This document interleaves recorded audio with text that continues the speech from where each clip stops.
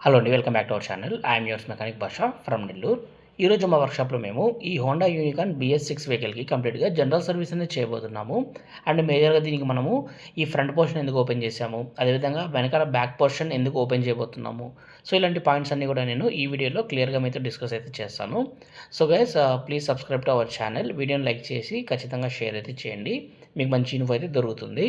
ఓకేనా? Let's get into the video. ఇంకా వీడియోలోకి వస్తే ఈ హోండా యూనికార్న్ వెహికల్ వచ్చేసి 2023 ఆర్ 2024 మోడల్. అండ్ ఈ బైక్‌లో మనకి కస్టమర్‌కి ఏంటంటే కొంచెం డిస్కంఫర్ట్ ఉంది వెళ్తున్నప్పుడు. యాక్చువల్‌గానే హోండా యూనికార్న్ వెహికల్ మనకి రన్నింగ్‌లో కొంచెం స్మూత్‌నెస్‌గా ఉంటాయి. కానీ కస్టమర్ ఫీల్స్ లైక్ కొంచెం డిస్టర్బెన్స్‌గా ఉంది. ఆ రైడింగ్ ఎక్స్‌పీరియన్స్ అనేది బాగలేదని చెప్పేసి. అండ్ చెక్ చేసాము. చెక్ చేసిన తర్వాత దీంట్లో ఏదైతే ఫ్రంట్ సైడ్‌లో 4 కప్స్ ఉన్నాయో అవి కంప్లీట్‌గా డ్యామేజ్ అయిపోయాయన్నమాట.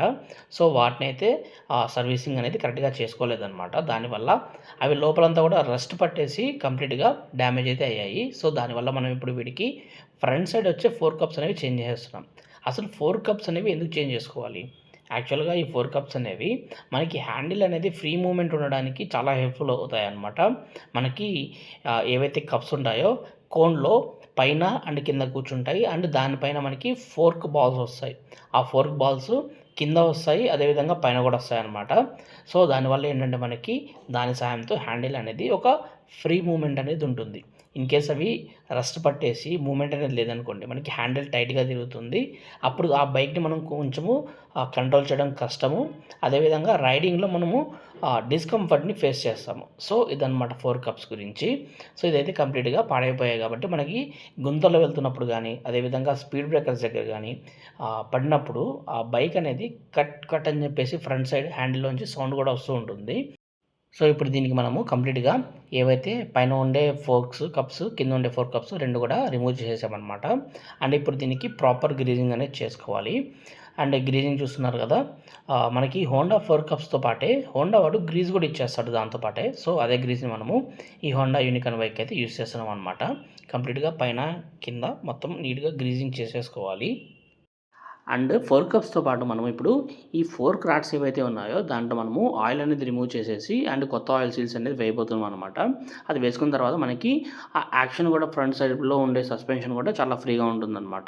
సో, మనకి ఏదైతే యూనికార్న్ ఫ్రంట్ ఫోర్క్ రాడ్ ఉంది కదా! దానికి సంబంధించిన ఫోర్క్ రాడ్ అండ్ అదేవిధంగా స్ప్రింగ్, దాని తర్వాత ఫోర్క్ ఆయిల్ నీట్‌గా దాన్ని రీఫిల్ చేసేసుకున్నాము. అదేవిధంగా ఫోర్క్ సీల్స్ కరెక్ట్‌గా వేసేసుకొని ఇప్పుడు దీనికి ఫ్రంట్ మొత్తం అంతా కూడా ఫిట్టింగ్ అనేది చేసుకోబోతున్నాము. వన్స్ ఫిట్టింగ్ దీనికి ఫ్రంట్ సైడ్ కంప్లీట్ అయిన తర్వాత మళ్ళీ బ్యాక్ సైడ్ అనేది ఓపెన్ చేసుకోవాలి. అండ్ మనకి ఫ్రంట్ సైడ్ ఫోర్క్ రాడ్స్‌లో ఆయిల్ అనేది ఎందుకు చేంజ్ చేసుకుంటున్నాం? యాక్చువల్‌గా చూడండి మనకి ఆయిల్ అనేది బయటికి వెళ్ళదు. ఏవైతే ఈ సీల్స్ ఉన్నాయో ఆ సీల్స్ అనేది డ్యామేజ్ అయితే మాత్రం ఖచ్చితంగా ఆయిల్ అనేది బయటికి వెళ్ళిపోతుంది. యాక్షన్ అనేది మూవ్‌మెంట్ కరెక్ట్‌గా ఉండదు. సో, దాంట్లో అదే ప్రాబ్లమ్ ఉంది కాబట్టి సో, కంప్లీట్‌గా ఫ్రంట్ పోర్షన్ వర్క్ అంతా కూడా దీనికి అయిపోయిందనమాట. And next going to back portion అనమాట. అండ్ ఆ బ్యాక్ పోర్షన్ మనము కంప్లీట్‌గా స్టే అనేది డౌన్ చేసేసుకుంటున్నాము. స్టే ఓపెన్ చేసేసి దాంట్లో వచ్చే స్టే బుషెస్ అన్నీ కూడా వేసుకోబోతున్నాం. ఎందుకంటే ఆ స్టే బుషుల వల్ల బైక్ అనేది రన్నింగ్‌లో లెఫ్ట్‌కి, రైట్‌కి అని చెప్పేసి ఊగేస్తుంది. దీనికి ఏదైతే ఆ బుషెస్ ఉన్నాయో ఫెయిల్ అయిపోయినాయి. వాటిని కంప్లీట్‌గా చేంజ్ అయితే చేసేసుకోవాలి. అండ్ స్టే కూడా తీసేసాం వెనకాలది. అండ్ బ్యాక్ టైర్ కూడా చూడొచ్చు. అదేవిధంగా దీనికి మనము బ్యాక్ టైర్ మొత్తం అంతా కూడా ఓపెన్ చేసాం కాబట్టి దాంట్లో ఉండే బ్రేక్ షూస్, డ్రమ్ రబ్బర్స్ అన్నీ కూడా ప్రాపర్‌గా చెక్ చేసుకోవాలి. అండ్ వాటిని క్లీన్ చేసుకోవాలి. అండ్ అదే విధంగా ఇప్పుడు దీనికి మనకు బైక్‌కి కంప్లీట్‌గా బ్యాక్ పోర్షన్‌లో ఉండే స్వింగ్ ఆర్మ్ అంటే కొంతమంది స్టే అంటారు. కొంతమంది స్వింగ్ ఆర్మ్ అంటారు దాన్ని. సో, వాటి బుషెస్ ఏవి ఉన్నాయో వాటినైతే నీట్‌గా ప్రాపర్ గ్రీజింగ్ చేసేసి దాన్నైతే ఫిట్ చేసేసాము. అండ్ ఇప్పుడు మనకి వెనకాల పోర్షన్ అంతా కూడా ఫిట్‌మెంట్ చేసే టైం వచ్చేసింది. అండ్ దాన్ని నీట్‌గా మనము చైన్ అడ్జస్ట్‌మెంట్ కూడా చేసుకుంటూ ఆ బైక్‌ని అయితే మనము ఇప్పుడు వెనకాల పోర్షన్ అంతా కూడా ఫిట్ చేసేస్తున్నాము.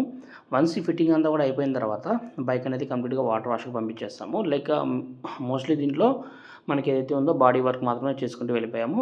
అన్ని లైక్ జనరల్ సర్వీస్‌లో చేయాల్సిన వర్క్ అంతా కూడా దీనికి కంప్లీట్ అయితే చేసుకున్నామనమాట. అండ్ ఈ యూనికార్న్ వెహికల్ కస్టమర్ కూడా మన వీడియోస్‌ని రెగ్యులర్‌గా చూస్తుంటారని చెప్పారు. లైక్ వెళ్ళేటప్పుడు చెప్పారు. లైక్ ఫస్ట్ స్టార్టింగ్‌లో వచ్చినప్పుడు నాకు తెలీదు. లైక్ కస్టమరు ఇన్‌స్టాగ్రామ్‌లో మన వీడియోస్ చూసి వచ్చారని చెప్పేసి. తర్వాత కస్టమర్ చెప్పారు. లైక్ ఇలాగ ఇన్‌స్టాలో మీ వీడియోస్ వస్తున్నాయి. చూసి నేను మీ వర్క్‌షాప్‌కి వచ్చానండి అని చెప్పేసి. Like felt so happy. ఎందుకంటే ఆయన మన కోసం చాలా దూరం నుంచి మన వర్క్‌షాప్‌ని వెతుక్కుంటూ వచ్చారు. అండ్ గైస్ ఫైనల్లీ ఈ బైక్ బ్యాక్ పోర్షన్ అంతా కూడా ఫిట్ చేసాము. అండ్ చైన్ అడ్జస్ట్మెంట్ని దాని లెవెల్గా చేసేయాలి. అండ్ చైన్ అడ్జస్ట్మెంట్స్ ఉంటాయి. మనకి చైన్ లూజ్ అయిన ప్రతిసారి కూడా అడ్జస్ట్మెంట్ చేసుకుంటూ వెళ్ళొచ్చు. స్టెప్ 1, స్టెప్ 2, స్టెప్ 3 అని చెప్పేసి.